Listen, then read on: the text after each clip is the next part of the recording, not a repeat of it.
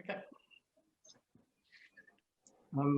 My clock says it is 3 minutes after the hour, I will say, because we are all in different time zones. But let me start by welcoming everybody. It is very heartwarming to see that we have more than 70 people.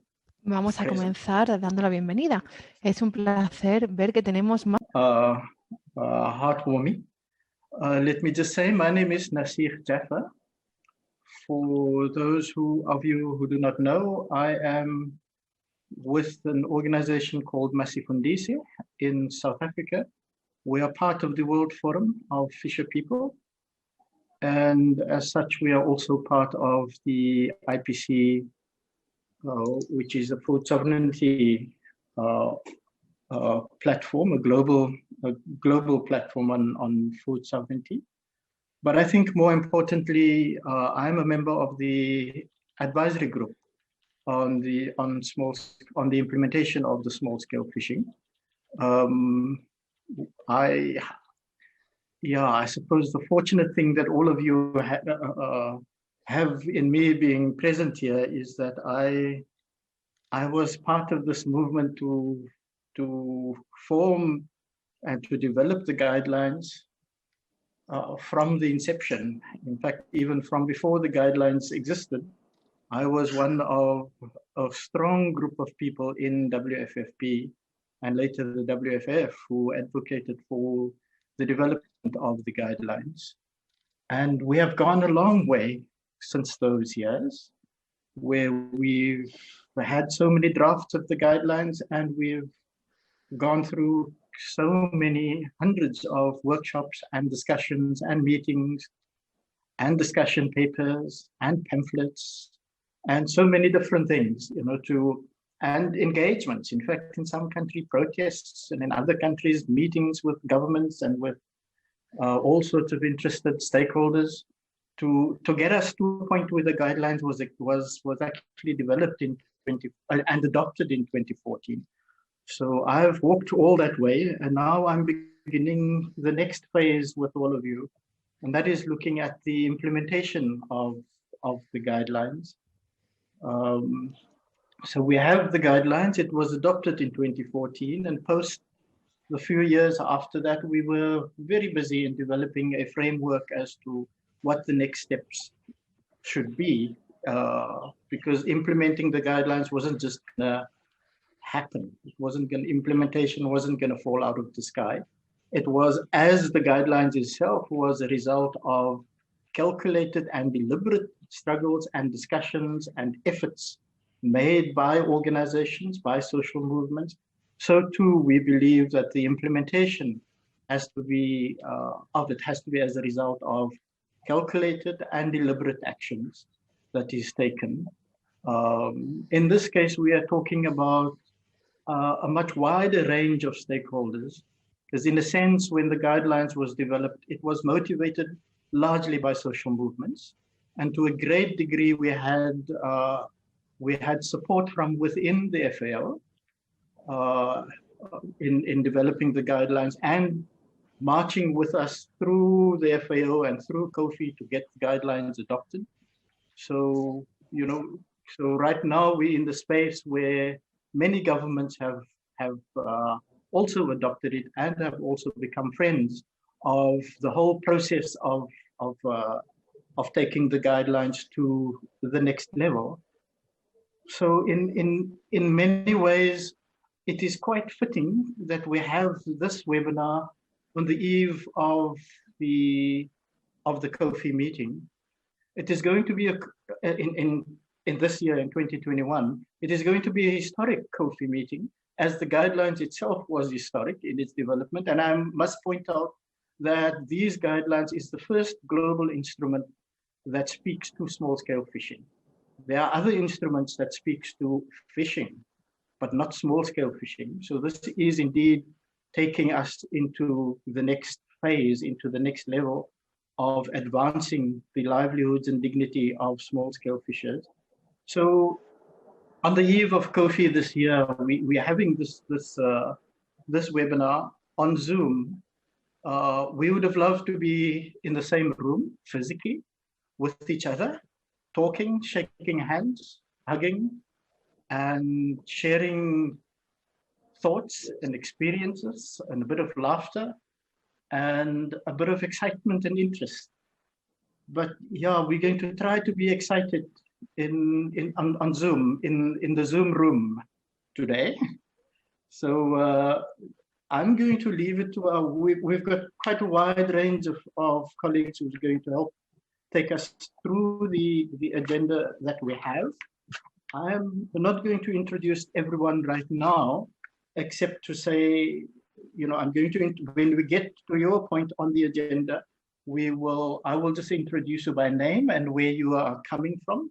It would be useful if you can add 2 or 3 sentences about your own profile, just sort of say which organization you are working for and what your connection to the guidelines is. But for now, we have 1.5 hours, roughly, to take us through. Well, not roughly. We hope to conclude in 1.5 hours from now. I am going to ask. We will have a little bit of time after the presentation for some discussions, additional comments, and maybe sharing additional experiences. I think the large purpose of this meeting, of this Zoom discussion, is to talk about efforts and initiatives and experiences of implementing the guidelines. So implementation is going to be the buzzword here. So we want to use this moment to hear experiences, to hear stories, and to hear and to share these with each other. So it would be good that we will hear the presentation, but afterwards it would also be good if the presentations we've heard does not speak to your experience directly at your national level, then it would be good to take the space to add to the richness of experiences that we will share today. So get your thoughts ready, and in about an hour and a bit from now, we will open the floor. So I will start. Johannes Hamukwaya from Namibia is going to make a few introductory comments. Johannes, you are with us. The floor is yours. Yes, thank you very much, Chair. My name is Johannes Hamukwaya. I'm a Deputy Director working for the Ministry of Fisheries and Marine Resources in Namibia. I've been working for this ministry for about 20 years now in different and various positions. Coming back to the topic of introductory remarks and overview of the guidelines,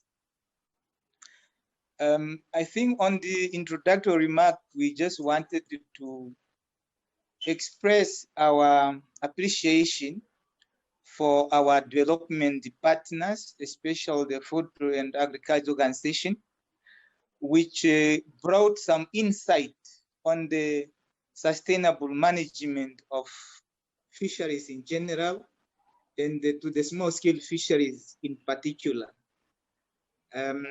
These guidelines was presented to the ministry, and we went through the guidelines documents, and we realized that there are some gaps within our governance of fisheries, especially the small-scale fisheries. I also want to indicate that the small-scale fisheries in Namibia is very small compared to small-scale fisheries to other countries. But it's so small to the extent that some of the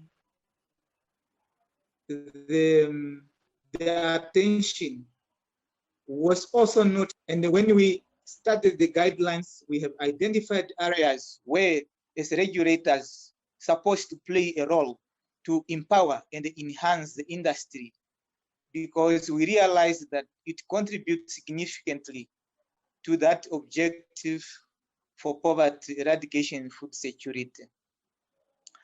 We all know that in most developing countries, in which Namibia is one, resources to some extent is limited, either capital or human resources. So we have approached the FAO organization to help us so that we can roll out the implementation of the guidelines for us to address issues which basically, to less extent, identified in the small-scale fisheries. We are very much grateful for the FAO organization as it responded positively to this request and secure some funds for us to start with the development of the National Action Plan for the implementation of the guidelines in Namibia. That was in March 2020. But due to COVID-19, the process was delayed. But toward the end of 2020, we pick up the pen, and then we managed to establish the National Task Force that mean to drive the implementation or the development of the National Action Plan for the implementation of the guidelines. FAO has also supported us in terms of experts, because they have supported us with two dedicated staff to the project who are actually driving together with the ministry and the other stakeholders for us to have the National Action Plan on small-scale fishery developed. On another positive note, this year we have already linked up with the activities which we plan to action, so that we realize these activities. And we also happy that in terms of support from the management of the ministry and that of FAO, we also getting support, because we all realize the activity or the implementation of the guidelines will add value in terms of supporting the small-scale fishery sector. And once that sector is supported, we believe that the beneficiaries in that sector will be able to accrue more benefit, and that benefit will contribute to the issue or reduction of poverty and the issue of food security at the local level. This National Action Plan, it's overwhelming also among the stakeholders in the private sector. Of course, we have already mapped our stakeholders, but we are in the process of kind of formalizing a consultation of stakeholders from the 2nd of February this year. And I think once we have popularized the concept, we are now able to actually develop our action plan.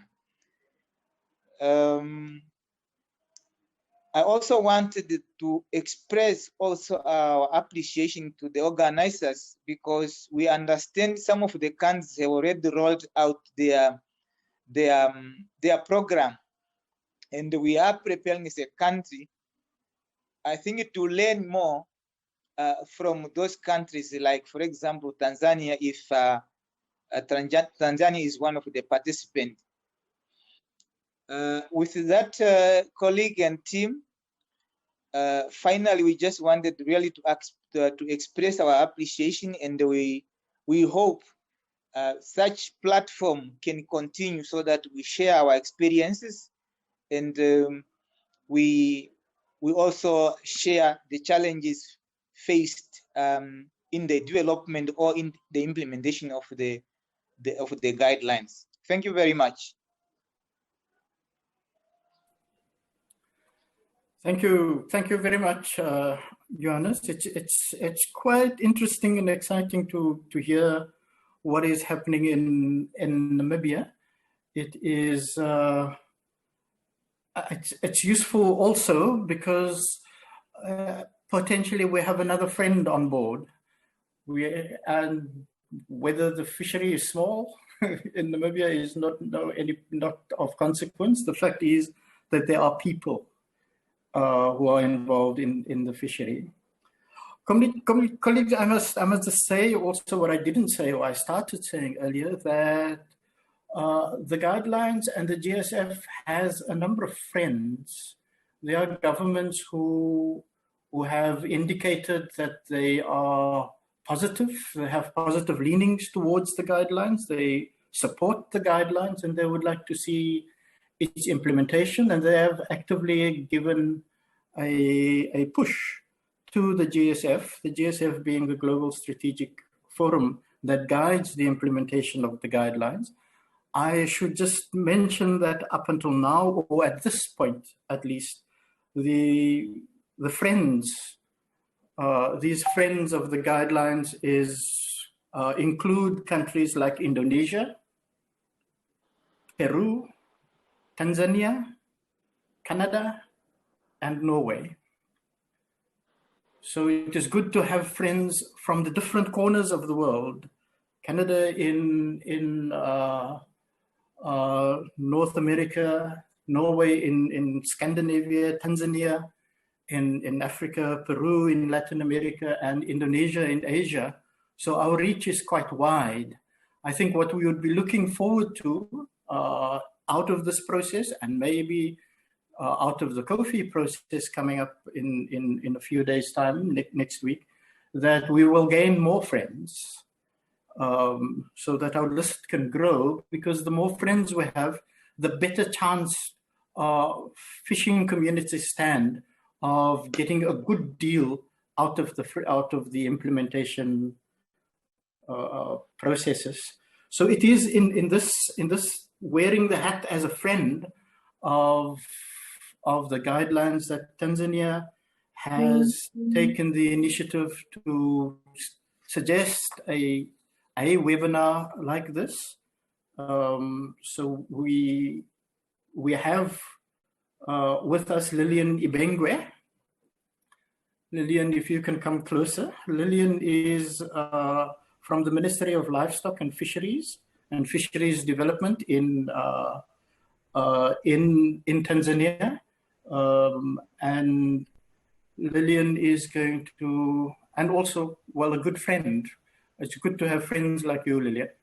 So you have the floor. Thank you. Thank you, moderator.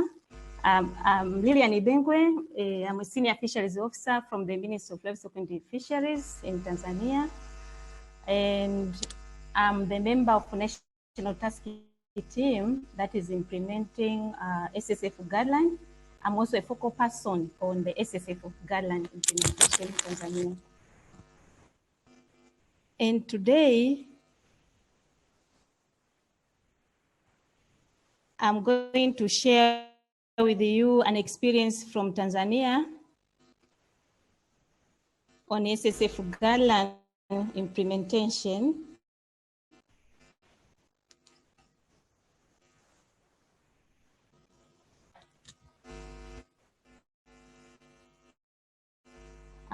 Basing on institutional structure needed for SSF guideline implementation. My presentation will cover an introduction part.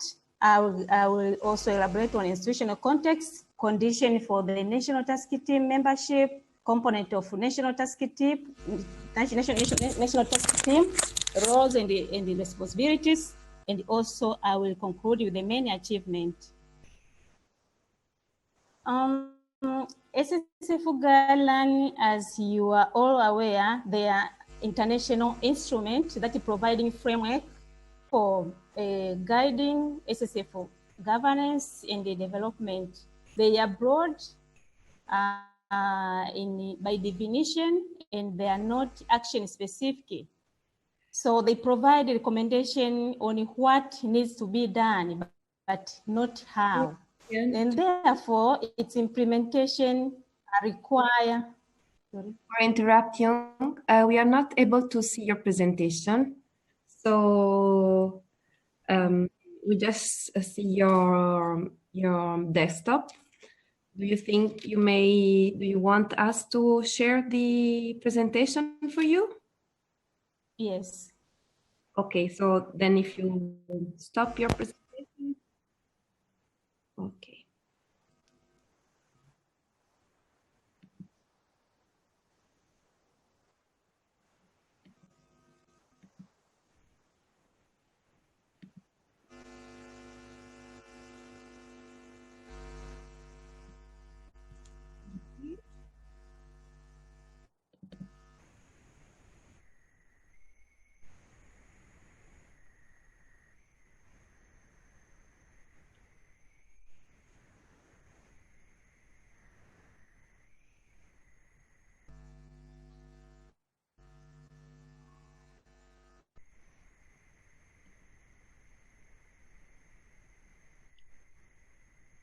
Okay, good.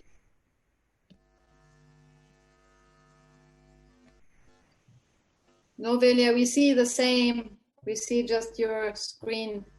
Ah, that's an issue. You need to open the PowerPoint before and then share the screen, I think. Okay, then.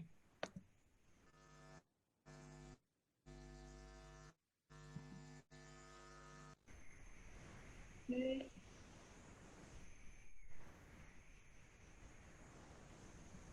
Okay.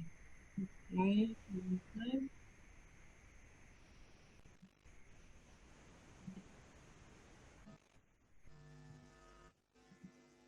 Is it better? Yes, just put it in full screen, then it's perfect. Yes. Yeah, that's great. Thanks.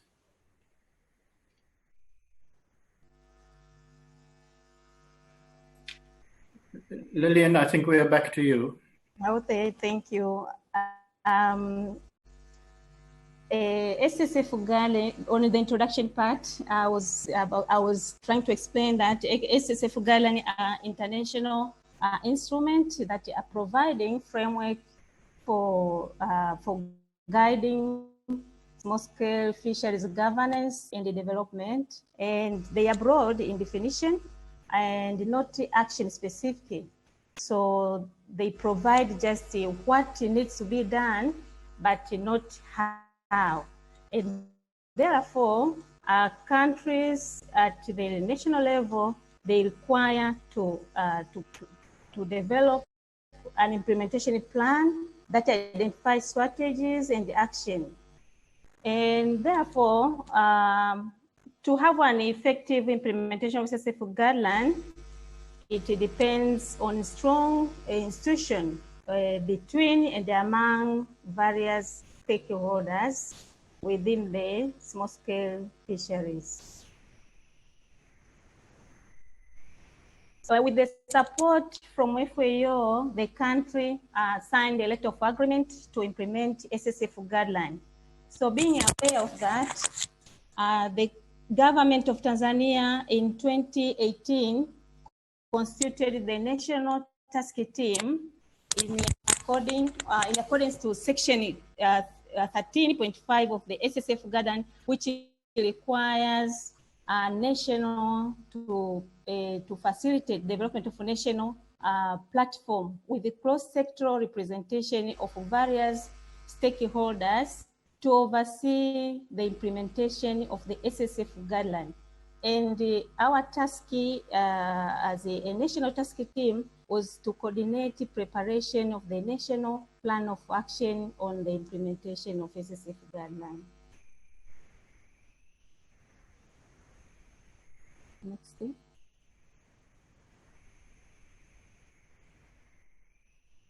Next slide, please.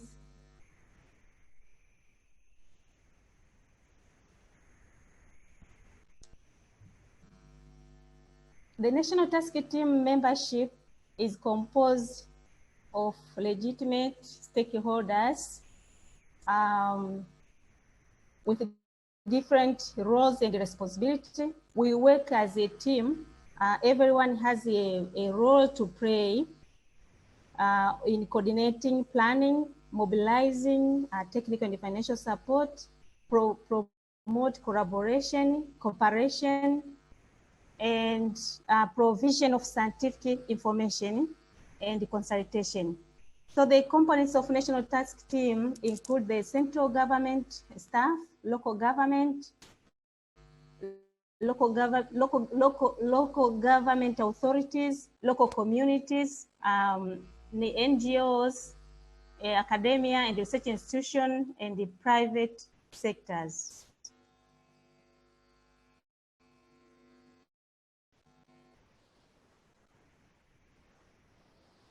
Our main achievement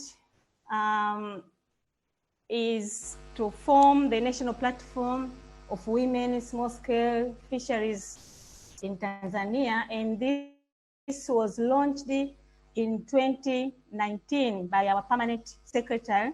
We have the Tanzania Women Fish Workers Association. And another deliverable was to develop national implementing the SSF guideline. Next slide.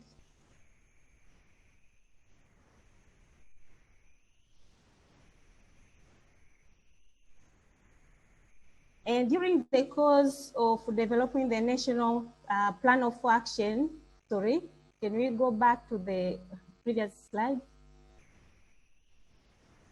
Valeria, can you go back to the previous slide? Yes. So in the process of national plan of action, we convened stakeholder workshops. Sorry. I think the next is that. Yes, I need the next one. So the next one. Yes, I'm done with this. Consultative process. Yes. So the national plan of action process.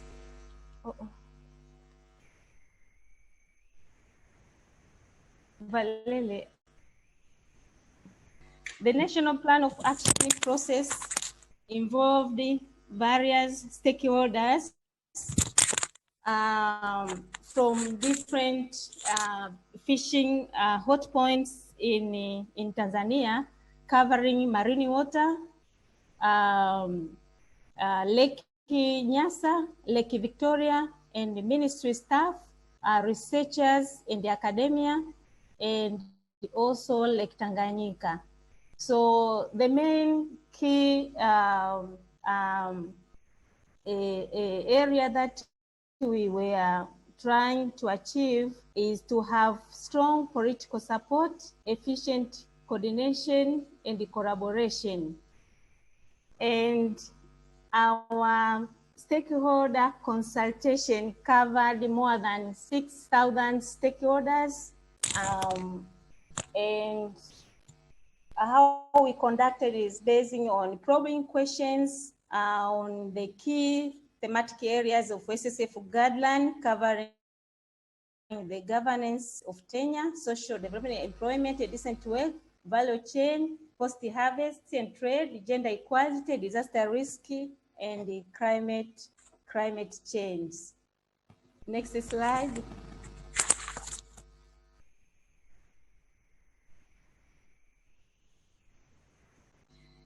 Can we go to the next slide, please?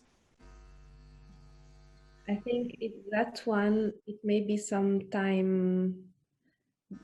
Is it to the 7 consultative? Yes, this one. I wanted to explain that had 7 consultative workshops on various water bodies, and how we conducted these workshops. It was based on the having triangulation method by having a plenary session, and participatory focus group discussion and the working group. And this was to allow participants to share their views, to have enough time. That's why we employed 3 methods.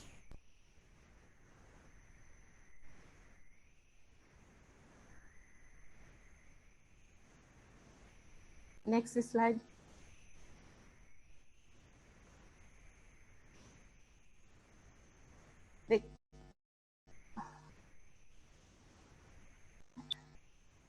Excuse me. Lilian, no problem. Are you referring to the methodology slide? So, yes, I think there are some problem on Connection. yes. Okay. Yes. So we had the national, in the location that we were concerned planning meeting, and court's call to readership of district council leadership and the council of head of department and also stakeholders. So as you can see from the cross-sectional pictures, the first one, you can see the national task team trying to strategize on how the consultation will be, like setting logistics and identifying the stakeholders with the district fisheries area, with the district fisheries officers at the particular area. And we paid court's call, as you can see from the picture here. This was to build a rapport in that area, and also to have views from the district executive directors on about how we can incorporate in the plan of action.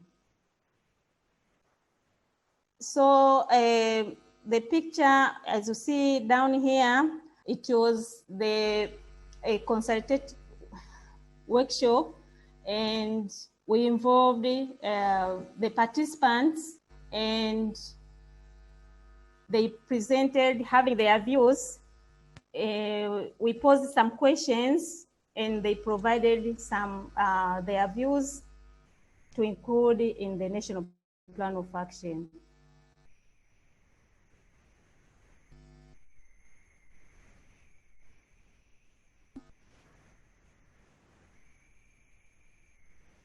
So this is how we did. Thank you. I'm sorry, there was some miscoordination on my presentation, so. There's no problem with that whatsoever. We've heard the presentations. Thanks, Lillian. It's quite insightful. I mean, it's quite interesting because one of the main purposes, one of the main issues in the guidelines is, and I think chapter 13 speaks to the fact that the guidelines, the responsibility to implement the guidelines sits with everybody. And by everybody, we mean governments, civil society, researchers, and so on. And it is very interesting, Lillian, to see what the Tanzanian government is in fact doing. So that is a very positive, that's a big plus that we already start off with implementation processes. Of course, we also know that the GSF, the Global Strategic Framework, makes provision for a global advisory group to be formed, and the global advisory group is there to help with monitoring and steering at a global level how the implementation of the guidelines is moving forward, and also to look at what kind of monitoring mechanisms and instruments are needed to check how implementation processes happen. So key within the implementation and for the advisory group is that this function is not just a global function. In fact, it is not a global function. It is not an international function. It has to happen at a regional or sub-regional or even at national level. So what has happened is that we have gone ahead, well, within civil society and social movements, we have gone ahead to form regional advisory groups across the globe, about five of them in different parts of the world, in different continents. So we are going to draw on the different experiences now, and we're going to ask our colleague and friend from NAFSO in Sri Lanka, Herman Kumara, to talk to us about the experience of setting up the regional advisory group in Asia. Herman, welcome. Thank you, Nasik. Thank you very much to the advisory group and the friends of the guidelines that you organized this webinar on the implementation of guidelines prior to the COFI. This is very encouraging, very important moment. So we commend all the involved people on this process. So we know that COFI accept or adopted SSF guidelines in the framework of human rights. That is one of the major things that we achieved in 2014. So that is really important, because we all want to live in a human dignity, and we want to have a peaceful future for the fishing communities, and also we want to have we want to live without hunger. So in that context, this is really important, how the implementation of SSF guidelines. We are happy to see the collaboration. That is one of the most important achievements in this process, because the social movements like Lavia Campesina, IITC, WFF, WFFP, and also the supportive organizations like ICSF, TNI, FAN, and many of the international organizations who are behind us to help us to continue this process. So that is really encouraging. So that helps us to continue to bring this to the down, up to the national level, up to the regional and global levels. In Asia and the Pacific region, we are now formed a regional advisory group with 5 countries at the initial stage. Those are like India, Indonesia, New Zealand, Sri Lanka, and Thailand. So all are working together in this and representing the social movements. And this is really a good opportunity for us to work together, because on fisheries issue, we never work like this in the future. So that is kind of a focusing the attention of SSF and also focusing the guidelines. So that is really important. At the same time, we are now trying to extend our work towards the another 5 countries like Bangladesh, Fiji Islands, and Myanmar, Pakistan, and Philippines. So we will work in 2021 with 10 countries in Asian region to monitor and to engage and to advocate the implementation of SSF guidelines. This is really important. And we have conducted national level workshops in 5 countries at the beginning, the first 5 countries as I mentioned earlier.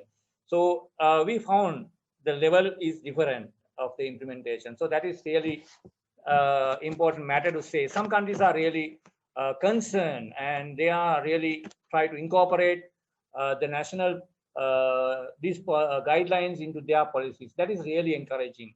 But some of the countries, though they are drafting their national policies, they are not really consider this. So we are pushing, we are advocating as a group to consider the principles and the contents of the SSF guidelines. And this is really necessary.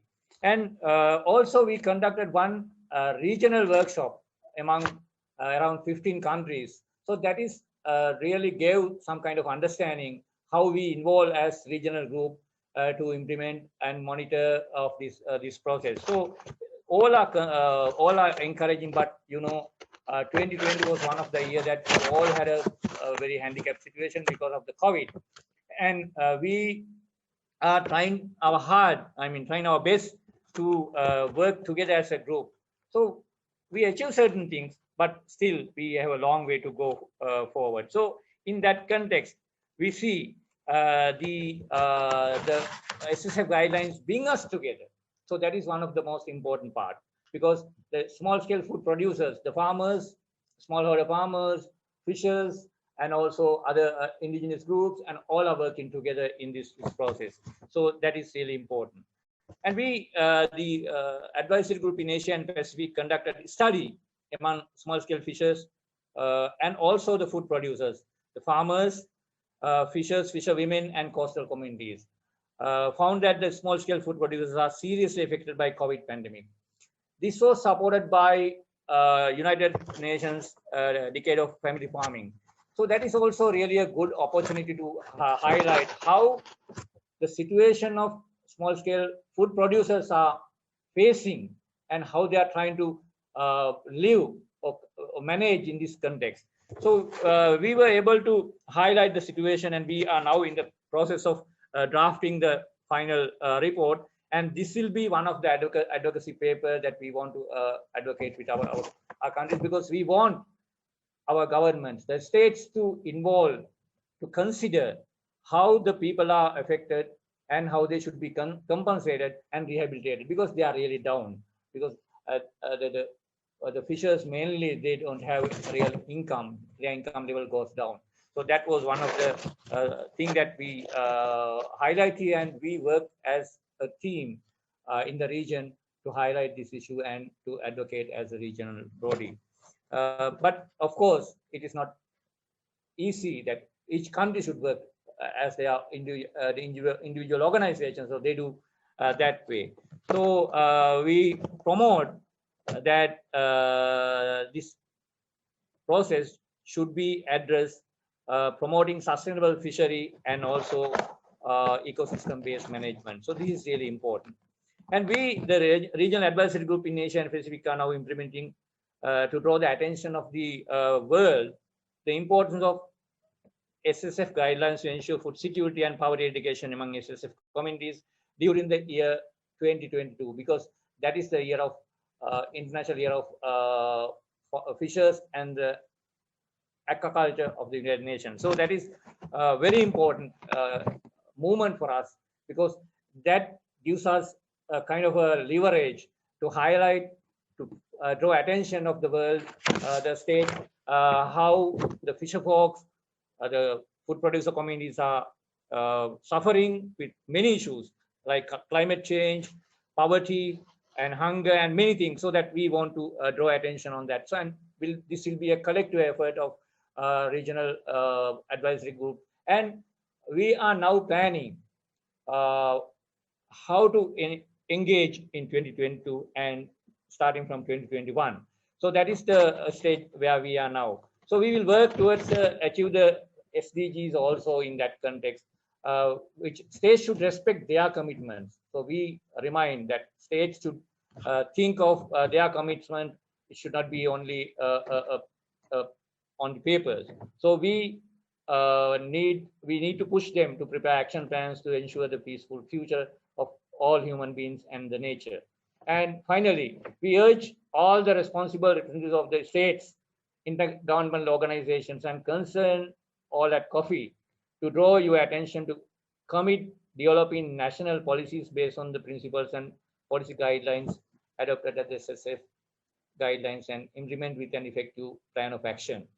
Moreover, COFI needs to deliver clear message to state representatives to create an enabling environment in their respective countries and to employ multi-stakeholder platforms to engage. Because our experience is many of the countries, the civil society, the social movements are sidelined, and the government officials and the people, they continue their work as they want. So we emphasize that civil society should have, the social movement should have a due place in these processes of planning and implementation of this work. Once the FAO officers work in their respective countries, we urge and we highlight this is very important matter to consult the country's CSO actors. So many of the countries still that is something having a big gap. Finally, the social movement and CSOs should be the center of implementation of guidelines, and we urge that the women should be highly focused in this process. So we think the government should have their gender aggregated data system to be developed also in this process. So thank you very much, Chair, for this opportunity. We commend this process and looking forward to strengthen this process in the future. Thank you very much. Thanks a lot, Herman. It is really interesting to hear the progress, and it is a lot more substantive than what I had thought. And what is significant about what you are relating to us now is that the Asian region is probably the most densely populated in terms of small-scale fisher communities. So this progress that you are making, that you are sharing with us, is, reflective of the density and the vast number of millions of people that you are reaching through the GSF and the work of implementing the advisory group. Colleagues, so we have heard from Asia. We are now going to cross the Indian Ocean and go to South Africa, or come to South Africa, I should say. Simungiseni is a colleague working at Masifundisi that is part of the WFFP. Simungiseni, can you say 2 words about yourself, and then your 10 minutes will start immediately. Velia, I'm sure you have uploaded, or you are uploading. Yeah, okay. I'm going to upload the presentation. Yeah, as Nasser said, my name is Simungiseni Kwabani. I'm part of the Masifundisi as well as WFFP. And without really just wasting any time, there's plenty of things that I want to get through. So I think I'll just hit the ground running in that regard. So the purpose of this presentation was really just to highlight, going too fast. Right. Go, yeah, stay on that side, please. Yes, so the purpose of this presentation really was just to show what civil societies were, how they were implementing and how they were working towards implementing the small-scale fishing guidelines. And basically what this presentation will do is account for the objectives and the expected outcomes, the methodologies, as well as the issues around COVID and how how COVID posed a lot of challenges in the work that we do as an organization that works primarily at the grassroots level. Next slide. So, we're currently carrying out this project, which is called Ensuring the Socio-Economic Rights and Decent Work Conditions for South African Small-Scale Fishers. We are in partnership with Persevere, FIAN, and the Transnational Institute.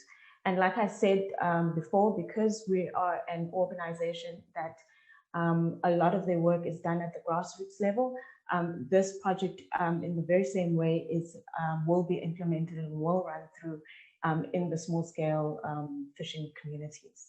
Next slide, please.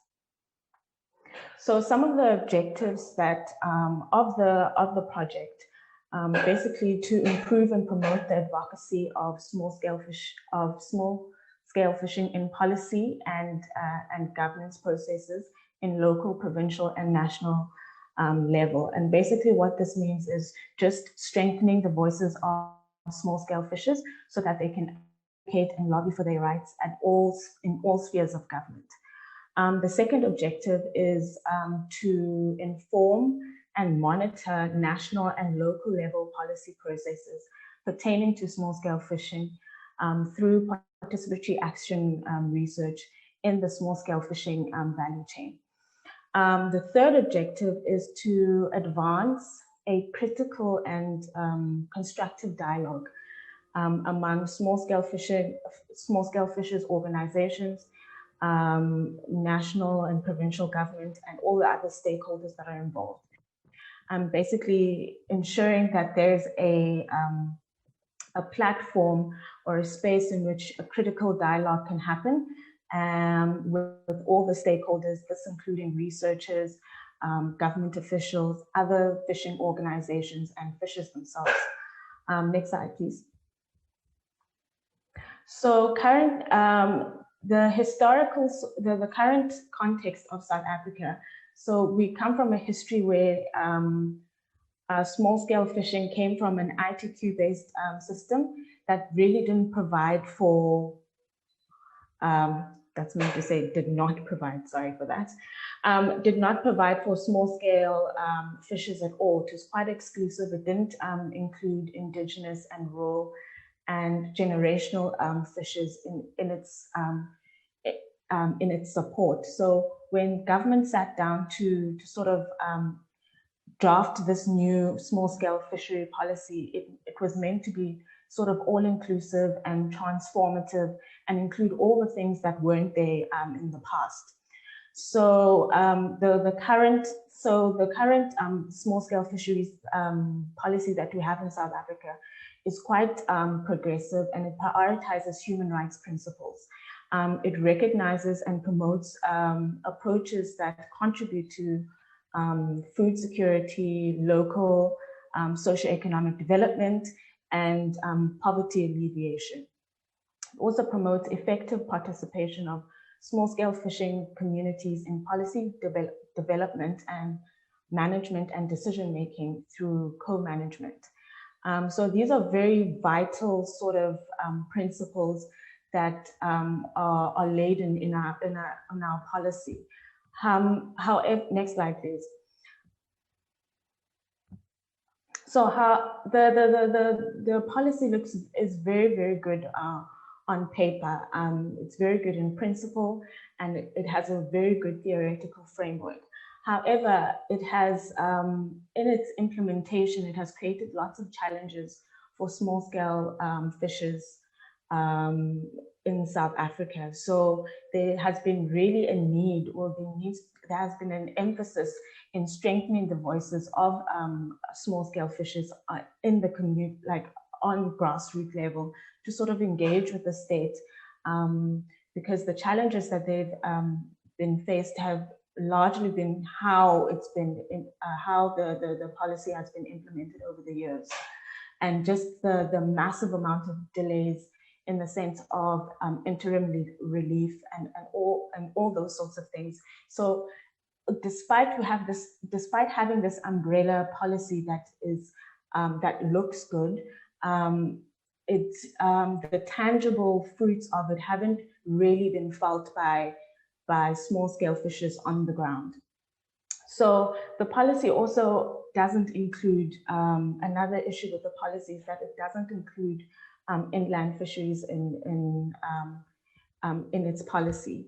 So inland fishers remain largely unrecognized and unsupported, and really they've become incredibly vulnerable, especially in the time of COVID.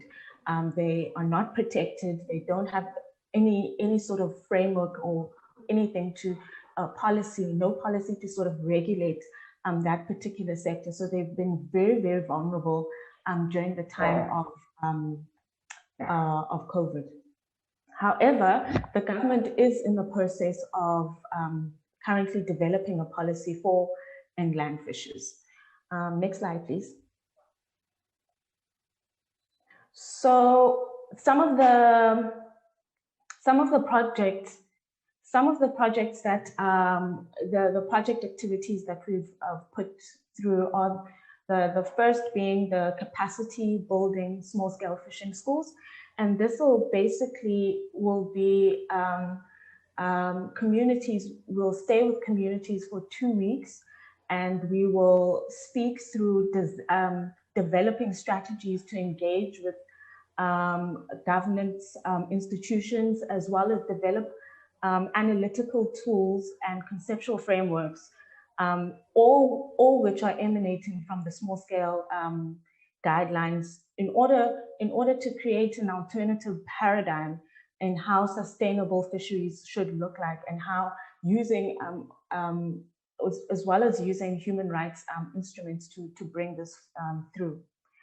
The second thing is the participatory action, the research, and it's using this will use the small scale fishing guidelines as well as the relevant human rights instruments to enable fishing communities to document, assess, and monitor the conditions in coastal and inland small scale fishing value chains, and develop this information and analysis so that their community-based organizations can use this information in policy processes.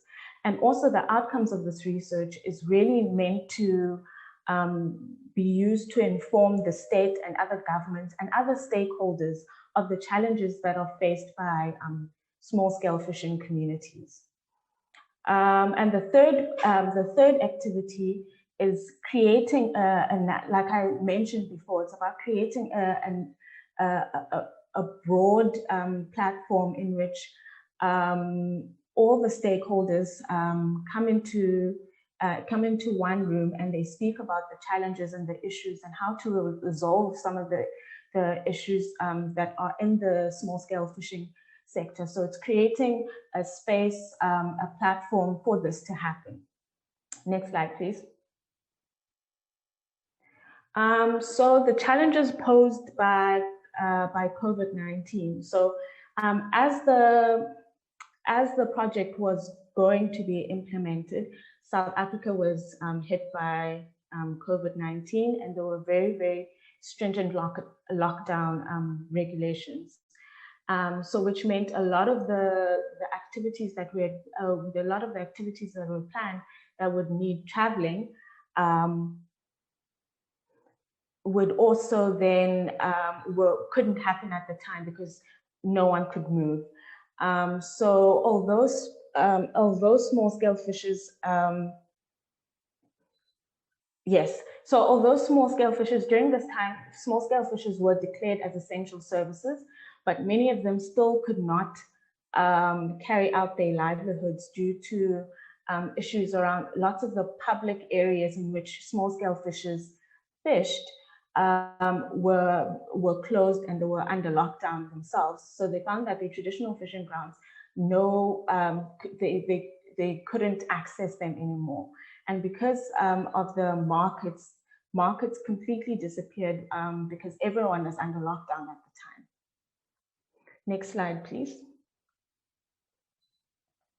So this also then became challenging, particularly for Masifundise, in the sense that we struggled to, we had to find a new way of communicating with communities that we work with at the grassroots level.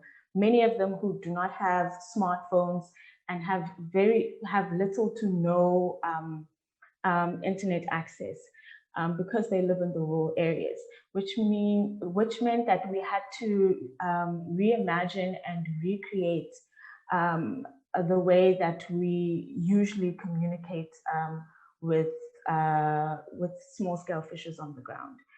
This has become an ongoing sort of challenge for us, in the sense of trying to find the best ways of communicating and staying in touch with communities during lockdown and during COVID-19. So a lot of these issues that I mentioned around the delays and the implementation of the policy all all really speak to the issues that exist in the sector. Many of these challenges did not come with COVID, but were rather exasperated by it. So they were worsened by it. So the marginalization of small-scale fishers, the exclusion of inland fishers, as well as the poverty that emanated as a result of not being able to make an income or carry out your livelihood. All of those things, all of those challenges around access, all of those things existed before. They were just worsened by COVID-19. Next slide, please. So the project had, the intention of the project was never to look at COVID-19 because we hadn't known that it was gonna happen. So we sort of shifted the project document to include the impacts of COVID-19 on the realization of socio-economic rights of small-scale fishers. The small-scale fishing guidelines became a key tool to support the engagement with government as well. So moving forward, the project wants to further engage state authorities to establish a national platform, like I mentioned before, a platform where all stakeholders in the sector come together and speak of the issues that are happening within the sector, whether it's inland fisheries, whether it's the small-scale fishery policy, or just the implementation of the small-scale fishing guidelines as we're doing now. Next slide, please. So the small-scale fishing guidelines are really a useful tool in advancing the struggle for human rights and dignity in small-scale fishing communities. It really, the premise of them is strengthening the voices of small-scale fishers into realizing the power to mobilize small-scale fishers so that they can lobby for all their needs within the sector. Thank you. That is it. Thanks very much, Sibu. It is interesting, you know, even though I'm connected here, it is interesting to note how Masifundisi is locating the implementation of the guidelines challenges in a socio-economic frame. You know, so it comes with packaged in human rights, but in the way Sibongiseni is describing it is that it does locate the guidelines in a socio-economic frame, and therefore socio-economic rights, you know, which is much wider than just pure fishing rights. And it would be useful to hear comments on that a little bit later. I think what is also interesting that stands out is the strong emphasis on building capacity, on building skills and competences in both analytically, conceptually, and practically, as you were saying, in communities. Yeah, so Sibongiseni, thanks for that. We are heading into the Pacific on the other side. Well, sorry, into the Atlantic. We have Adrian Laroda from Cnfo in the Caribbean, who's going to share some experiences with us from the impact that their work has had on the ground in the Caribbean region. Adrian, we are over to you. Hello, everyone, and thank you for inviting the Cnfo to participate in this webinar. I am Adrian Laroda. I am currently the chairman of the Cnfo, Caribbean Network of Fishing Folk Organizations. I'm also president of the local NFO. I am located in Nassau, Bahamas. And it's good to be talking and communicating with the people from all over the world on this webinar today. Thank you for having us. So moving right into, I know we're tight for time, so moving right into the CNFO's presentation. Our first slide is a slide of the countries in which who are participants of the CNFO. The second slide, climate change adaptation of the Eastern Caribbean Fisheries Sector Project, or CC4FISH. The implementation of the project is by FAO and with a budget of US $5,460,000, which is funded by the GEF. The duration of that project and the involvement of CNFO is from January 1st, 2017 to December 2020. The objectives of that project is to increase resilience and reduce vulnerability to climate change impacts in the Eastern Caribbean fisheries sector through introduction of adaptation measures in fisheries management and capacity building of fisherfolk and aquaculturists. And you can see from the pictorial slide, from the pictorial image there, the countries that are part of the CC4FISH project. The Bahamas is not a participant, but those countries in the Antilles are. Next slide, please.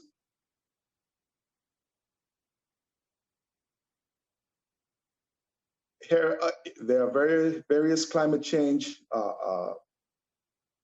situations that are affecting the Antilles and our CNFO partners, which is sargassum influxes, which is due to increase in sea surface temperature, nutrients, and possibly Sahara dust, increase in the number of high-intensity hurricanes and increase in the number of high-intensity hurricanes and possibly an overall number of hurricane events, destruction of landing sites due to coastal erosion, storm surges and sea level rise, coral reef bleaching as a result of sea surface temperatures. Next slide. How can this project support fisherfolk? It can by adding value, safety at sea training, safety at sea equipment, gear to be able to harvest other fish species other than the traditional fish species, and adaptation of engines to fight sargassum. Sargassum has been a serious problem for a number of our fishes because what the water surface is so thick with sargassum that our engines are not able to function properly because the sargassum weeds get caught up in the engines and which severely impacts the ability of fishes to be able to work. So we're trying now to find ways to we're exploring ways to combat this through other mechanized adaptations to cause the engine propellers to be below the sargassum, so that they can actually function in the water, but below the sargassum, which is normally a surface, on the surface of the water. These are things that are all exploratory. Next slide, please.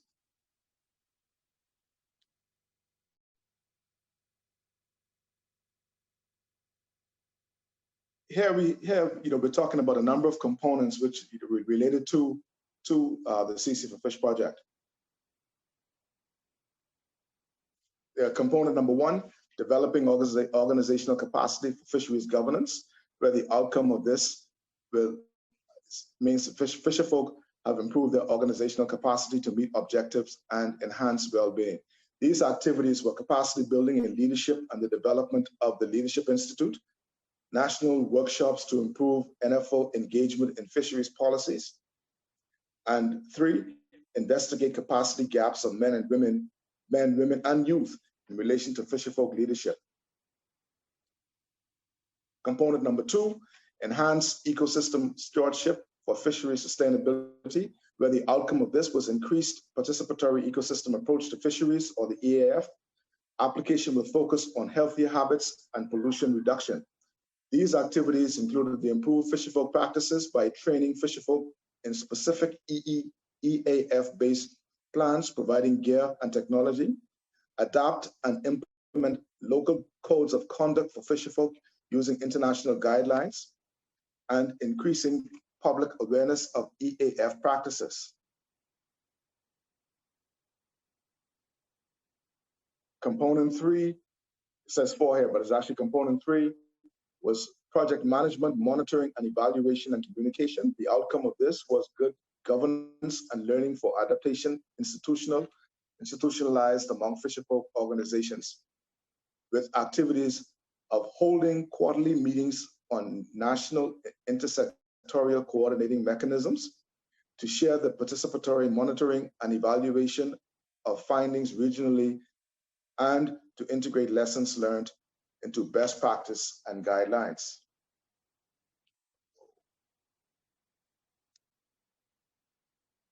Next slide, please.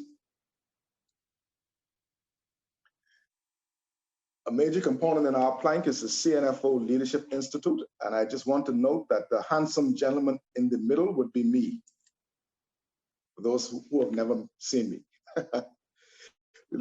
The Cnfo Leadership Institute is focused basically on leadership training, building the capacity of SSF fishers in a challenging environment, promoting FFOs, which are fisherfolk organizations, effectiveness and credibility, enhancing advocacy and representation skills, promoting the inclusion of fisher knowledge, skills, and experience in responsible fisheries. We have leadership and mentoring, providing space and resources for group meetings, for group mentoring of leaders, facilitating peer-to-peer mentoring, developing leaders to deliver training. The Leadership Forum is a question and answer forum board, where there's continuous learning on weekly tips by the board. Open platform for sharing experiences, and our leadership library is providing access to leadership materials and is a repository for leadership training, course materials, leadership directory, and dynamic FFO learning libraries. Next slide, please. Our leadership training. Again, this is all a part of the Cnfo's Leadership Training Institute. Can we go back just one? Thank you. To provide leadership training that is relevant to fisherfolk organizations, which is the objectives of the Leadership Training Institute is to provide leadership training that is relevant to fisherfolk organizations, to facilitate the sharing of experiences, knowledge, and skills among FFO leaders, to provide a platform to facilitate collective or interactive leadership support. And the duration of this is monthly, where we have a one meeting per month, and it's been running for 8 months. And the makeup of the meetings are 15 minutes, 30 minutes, where we utilize Google Classroom to access training and materials. And there were 8 modules. Module 1 was training. Module 1 was exploring leadership. Module 2, working with groups. Module 3, facilitating the development of group vision, mission, and goals. Module 4, advocacy, representation, negotiation, and conflict resolution. Module 5, relationship management. Module 6, communications and networking. Module 7, institutional identity and integrity building. And Module 8 was administration and operation. And if I may say, the Institute was very successful, and we've had, on average, attendance out of our 17 member countries, we've had an average attendance of basically 19 participants, because we've opened up the Leadership Institute to non-member states, but other interested NGOs or other people interested in attending the Leadership Institute. So it's been a very successful program, where the presenters were people of high caliber, who are all a part of the fisheries sector and non-governmental organizations. So I want to say that has been a successful program for us, and we hope to continue it or another version in the year 20. Well, it's an ongoing program, but we will be expanding it in this year, 2021. Next slide, please. This slide is advancing the EAF under stewardfish. To advance EAF in the region, there's a need for a code of conduct which articulates a shared understanding of what EAF entails at the regional and national levels. The regional code would be developed first, the regional code used to inform the national codes. And with the regional codes, we're meaning CNFO specific to CARICOM and our member states. And then that will be then taken and advanced where each member state will then implement the code of conduct to suit their local or domestic regulations. Next slide, please. That's the CNFO's code of conduct. It's available, or you can be viewed on the CNFO website. Sorry, I'm trying to remember the website, www.caribbean-network-of-fisherfolk-organizations.com. Next slide, please. The next steps for CNFO is EAF awareness and social media campaigns to promote. Yes, our secretary just posted the website, so you can, Nadine, if you can post it again, please, and just leave it up for a minute. I think that'll be great. The next steps for CNFO is EAF awareness, social media campaign, the EAF training workshops, national consultations to adapt regional code of conduct to national context, and the EAF Innovation Hub. Next slide, please.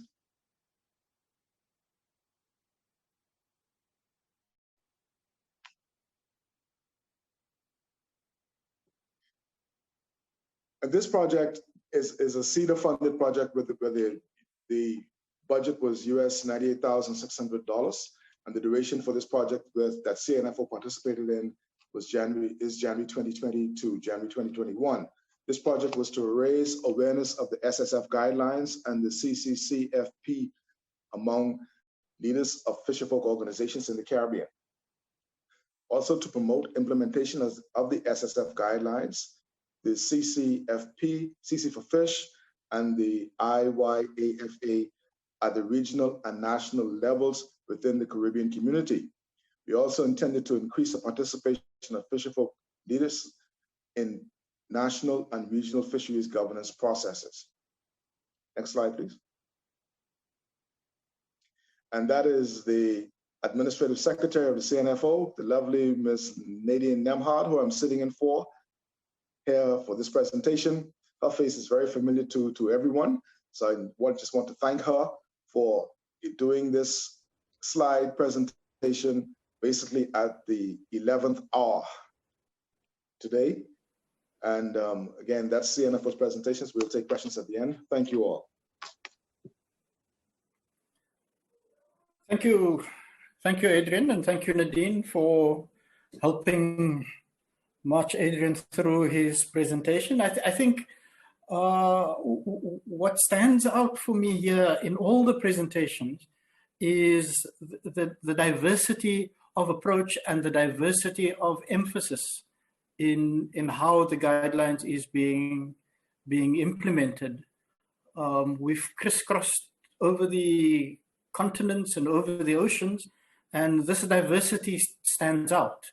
Particularly, you know, in Asia, the emphasis is a lot on reaching, on depth and width of reaching as many people as possible and involving people through different sub-regional advisory group mechanisms. So it's on the one, in that area, what stands out is the reach and the depth that reach is trying to achieve. I think from the South African example, the framing, the socio-economic framing is of particular significance because it locates fishing rights, small-scale fishing and fishing rights in a broader socio-economic frame within the country. And Adrian clearly speaks about in the CNFO in the Caribbean, speaks about climate struggles quite significantly. I think in your region, in that region, there are a great many island countries, you know, so climate issues is significant to have to engage with. But importantly also the issues of stewardship and organizational skills training. So there's a diversity of approaches here, which is which is quite interesting and quite exciting, from a perspective of looking at what priorities is given to the guidelines implementation, and it's exciting in that respect. But we have very little time left, about 25 minutes or so. I want to open up the floor. Are there thoughts, comments, questions? I think if there are other people on this call who would also want to share in a minute, maximum 2 minutes, some of your own experiences, it would be great, so that we hear some more. So I have to look at whose hands are up. But let me encourage you to put up your hand so that we can see, we can get some participation from yourselves as well. You're not just looking at a computer screen. The floor is open.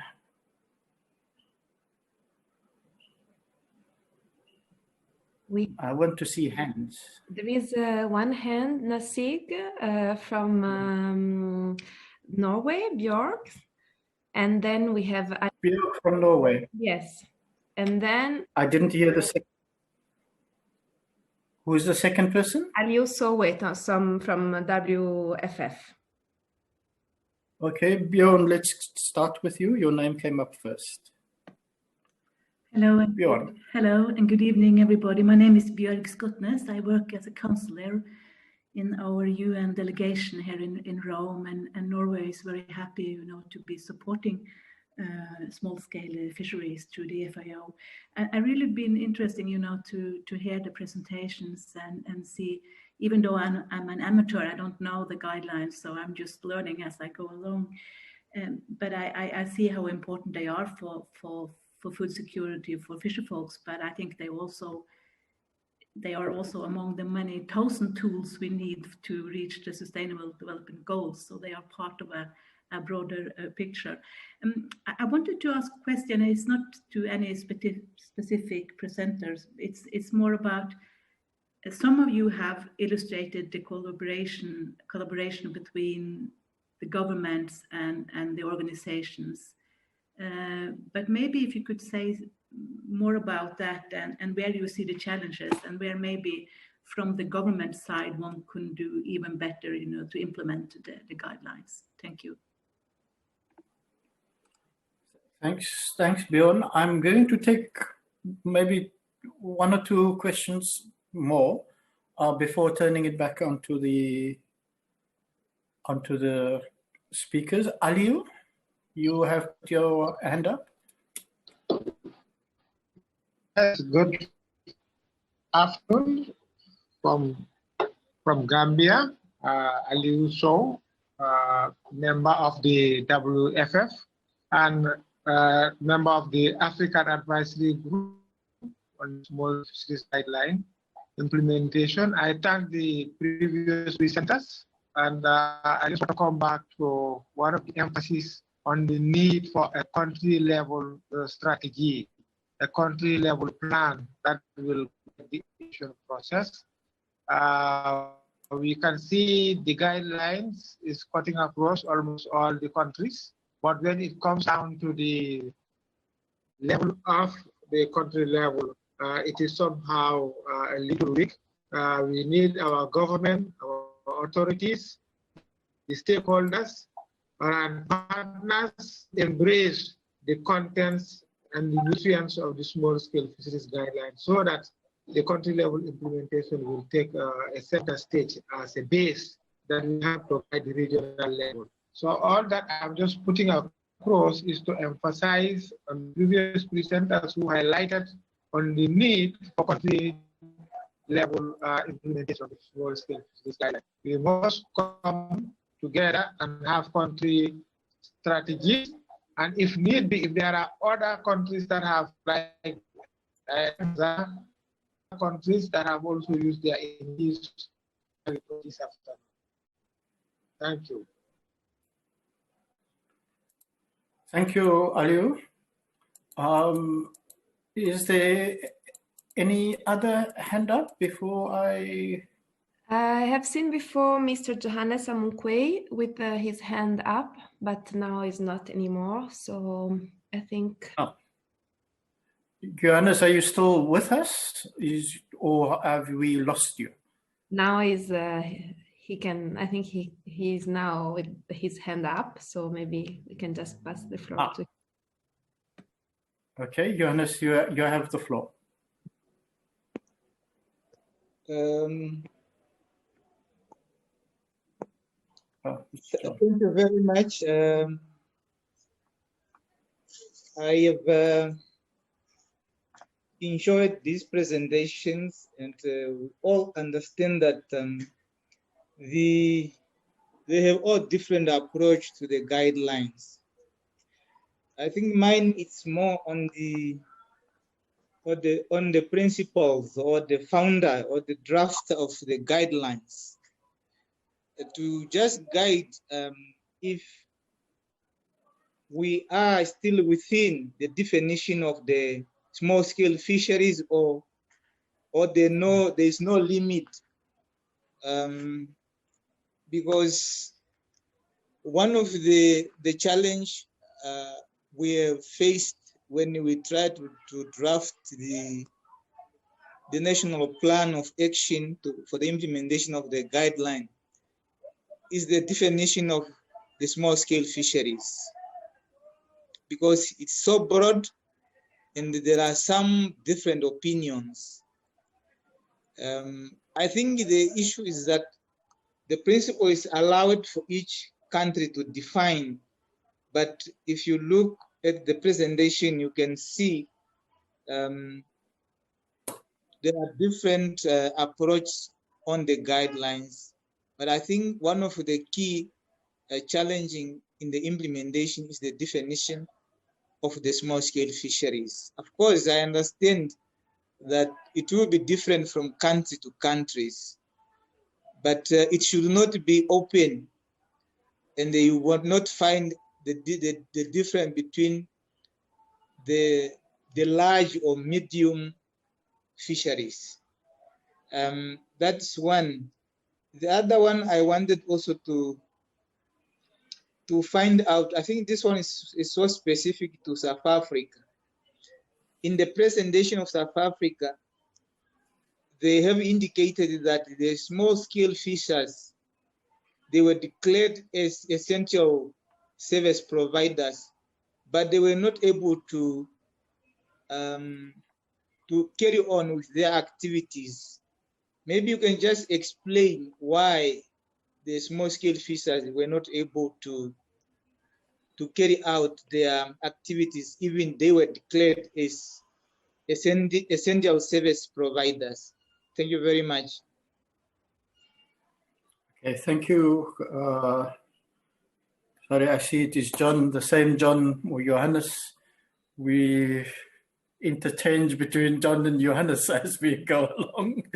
Thank you. So I want to pause there. I know there's one or two more questions or comments. I do want to encourage people to also make comments so that we don't have to pass for answers, because I don't think there's one solid answer to all the questions. But let me pass to the speakers. I don't think any of the questions was aimed at any one person in particular, other than the last one from Johannes about South Africa. But let me open the others first. Does any of our speakers want to take a stab? Willie, I'm going to need you to help just see where they are.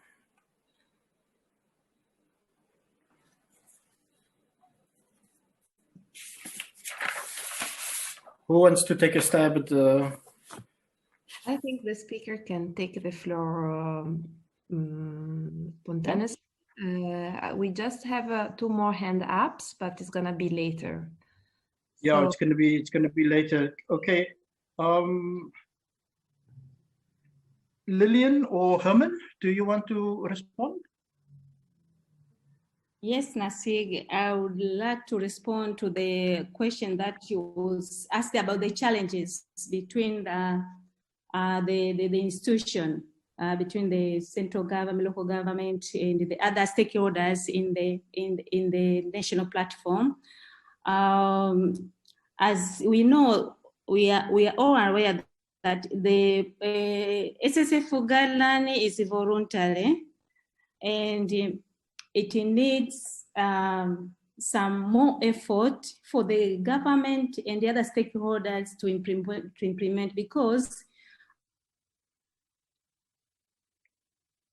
we have a priority. Even the ministry has its own priorities. So in our experience, what we did is first to create awareness at different levels, with also the policymakers to understand the objective of the SSF guideline, and also the guiding principles that are the key for sustainable development of the fisheries, of the small-scale fisheries. So that was the key issue. Another thing that was to build constituents between different levels. So with that approach, we were able to have collaboration in the political will, supporting in the political will from the central government to local government and the other stakeholders.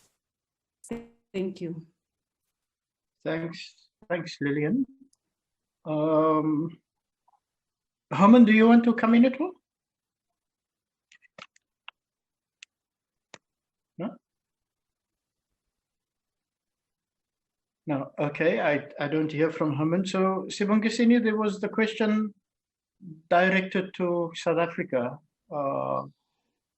about why small-scale fishers did not have access. Can you talk a little bit more to that, Sibongiseni? Thanks, Nasir. Well, there have been a number of issues as to why small-scale fishers, in particular in South Africa, haven't been able to fish during the period of COVID, despite having, despite the government having made a declaration. Many small-scale fishers haven't been recognized as bona fide fishers. So when that moment came and that declaration came, they remained excluded. Another issue, I think, was just communication between the different levels of government. So national government would make a declaration, but those declarations wouldn't feed down to local level where small-scale fishers interact with local authorities. So you'll find that the local authorities would bar small-scale fishers from entering particular traditional fishing grounds. So I think it's also an issue of government not fully understanding the importance of the communications between the different levels of government. Thanks, but it's also the different spheres of government, in the sense that the Department of Environment is responsible for a lot of the fishing grounds, or for access to fishing grounds, but the Department of Fishing is, or the Fisheries Division is responsible for allocation of fishing rights. So the communication across government and within the different spheres of government. Okay, so just a brief comment also on Bjorn's question is the issue of governments. I think our experiences are that in different parts of the world, governments have different priorities and different ideological approaches to fisheries or to governance issues. So we will just find that in some countries, fishing is not high on the priority list. Therefore, government investment into small-scale fishing is not prioritized. And in other parts, it is, in small island countries, it would be very, very different. So that would be an easy response. I'm sure others who will speak can also speak in a little bit more depth on that question. I have a number of hands more. Sebastian, and then after Sebastian, it will be Val Benjamin. So Sebastian, if you, Val, if you can get ready, but for now, Sebastian. Yeah, thank you, Nasig, and really enjoyed the presentation from different parts of the world, and also to see both state and civil society kind of initiatives being shared in this platform, and really hope we can have such meetings more frequently in future. I think I have a couple of points for clarification, and one is when it comes to the guidelines, the key point, take-home point for me is the horizontal dimension of the guidelines, because you don't talk only about fisheries and ecosystem approach or fisheries management issues, but we also talk about education, health, sanitation, social development, human rights. There are so many issues which are very, very, very important in the guidelines. So therefore, in these kind of initiatives, how do you look at the importance of partnership with other sectors, cooperatives or trade unions, and then to look at issues which are outside the purview or the mandate of the Fisheries Administration? So that is one question in all the initiatives. And then linked to that is the question of SDGs, for example. I mean, how can the fisheries administrations and fisheries associations, unions and cooperatives look at, like, for example, 1, 2, 3, 4, 5, 13, 16, I mean, other than 14, how can we request the national authorities also to see how the SDG indicators apply to or are realized in the fishing community? So I think since we consider presumptively that fishing communities small-scale fishing communities are the vulnerable and marginalized, can we request the authorities to take it as a case study to see that, how the SDG indicators are realized in the fishing community, so that we can see the national averages in comparison with the fishing community averages and see, are we really coming up? So as we move with implementation, then we can see whether we are really coming up and trying to bridge the gap between the national average and the sectoral average, assuming that our people are the most vulnerable and marginalized. So therefore, these are the two questions I would like to raise to the people who presented from different parts of the world. Thank you. Thanks, Sebastian. I would like to do two things here now. One, to say that you have framed it in the form of a question, but I think it's a question, but I think it's actually comments. And we should regard it as comments or contribution that people should reflect on. And then secondly, I would want to say that that these should not be comments or questions aimed at the speakers, at the presenters themselves only. I think this is an open session here now, that anybody who is on the floor, anybody who is in the room, or anybody who's in this Zoom room should feel free to react and to say something on that. So you don't have to be a speaker to react. Val from Katosi Women, Val Benjamin, let's hear from you. Yeah, thank you, Nasik, and thank you everyone for the presentation. This was quite insightful. And mine was just sharing briefly what KWT efforts have been in creating awareness on the small-scale fisheries guidelines in order to localize the guidelines and to also empower fisher communities at the grassroots level. As Katosi Women Development Trust, we have localized the guidelines by empowering communities. What we did is we translated the guidelines and the Go Fish cards into the local language for the communities to understand what is embedded in these guidelines and for them to be able to use them as a tool as they engage in the fishing activity. We have also translated the video into the local language, and through that we have been able to sensitize communities to teach them on the guidelines, training over 493 rural fisher people in the communities. And we have seen a lot of success people engaging in a legal fishing, engaging in productive smoking, processing of fish at rural level using, after understanding the guidelines, they have also identified the challenges they face in the communities, and they are now using the guidelines to actually engage the local leaders in their communities to be able to improve on the fishing in these communities. It has been a great opportunity to hear from all the speakers, but I just wanted to share that we can also start from the local level, giving capacity to the local communities so that they understand the SSF guidelines and how they can use them to actually improve on their livelihoods. That is what I wanted to share in a very short time. Otherwise, I thank everyone and all the speakers. Thanks, Val. That is good to hear that experience and that story. We have a few minutes, well, not a few, well, a couple of minutes. So if there's anyone else who want to relate a story as well, please do. I think this is what this forum is about.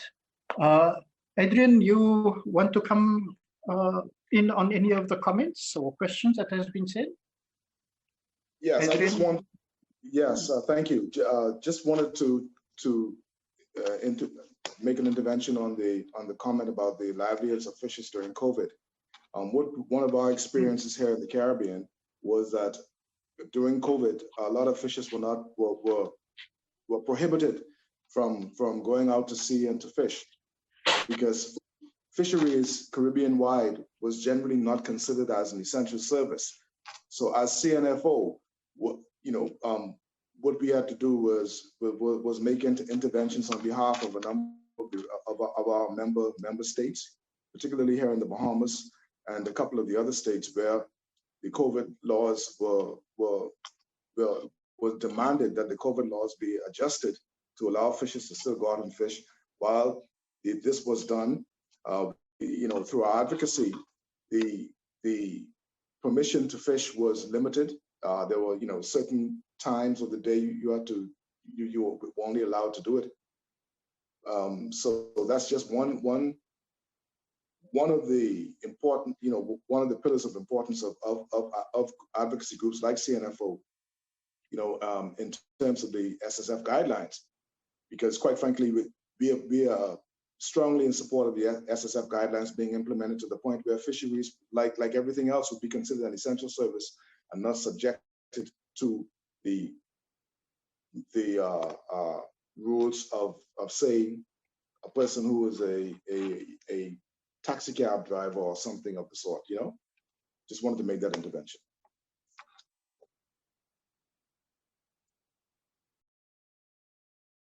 Sorry.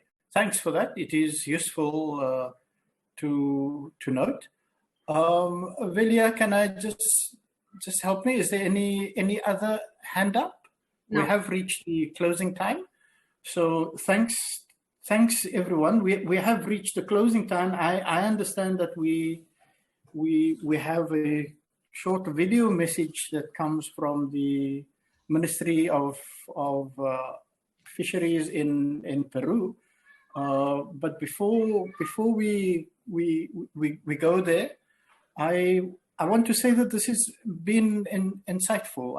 I think the sort of closing remarks from me would be that as I said earlier, that there's a huge diversity in the way guidelines implementation is being approached from different parts of the world, which also suggests for me that there's a huge amount of opportunities and entry points for many different players to come in and make a contribution to the guidelines. I don't think any of us or anyone has ever thought that we would go in any country from no guidelines to implementing all the guidelines. It is just not doable. It just doesn't work like that. So in different countries, it's clear, it's very evident from today's discussion that we can enter at different moments on different thematic areas, on different issues, and implement and latch on to guidelines implementation processes in a way that is appropriate for the local conditions at at national level. So that for me is a big take home from this conversation, that there are many opportunities. All we need to do is to apply our creative and innovative mind as to what is appropriate for you or for us in our local circumstances, and what is relevant. You know, we've heard good stories, we've heard not so good stories here, but the important thing is that there's been stories told, and you know, some of these has provided a little bit of an interest and trigger for new implementation steps or new guideline implementation steps to be taken. So yeah, I want to say thank you to all of you. I see Nicole has placed a number of links in the chat. She wants us to go fish card game from FAO, and if we look in the chat, there are a number of other links being provided as well. I think you should all note that. They're not all play games, but they nevertheless are useful in capacity building and awareness raising amongst younger people and the not so young that is on the floor or at home, wherever we may be. I'm going to ask Vilja, we have, or Emmanuel, I don't know which one of you, we have a message. Yes. A message that we're going to play from the ministry in Peru. I'm going to hand over. So from my side, thank you everyone for participating and your contributions. I ask all of you just to sit out for a few minutes, to stay online for a few minutes to hear the message from the Government of Peru.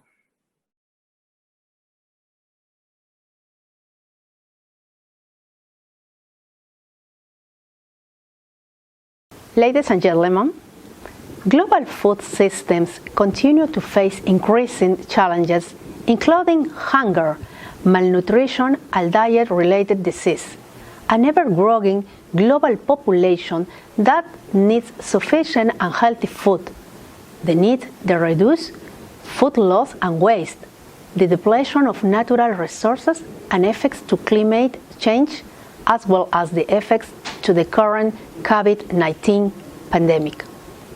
The International Year of Artisanal Fisheries and Aquaculture 2022 is an opportunity to showcase the importance of small-scale fisheries and aquaculture for our food systems and environment. They hold the potential to promote transformative change in how, by whom, and for whom fish and fishery products are produced, processed, and distributed. The year aims to raise awareness on the role of small-scale fisheries and aquaculture, strengthen science-policy relations, empower stakeholders to take action, as well as to build a new and strengthen existing partnerships. We invite everyone from governments, non-governmental organizations, civil society organizations, academia, the private sector, and the general public at large to come together to support the International Year of Artisanal Fisheries and Aquaculture 2022.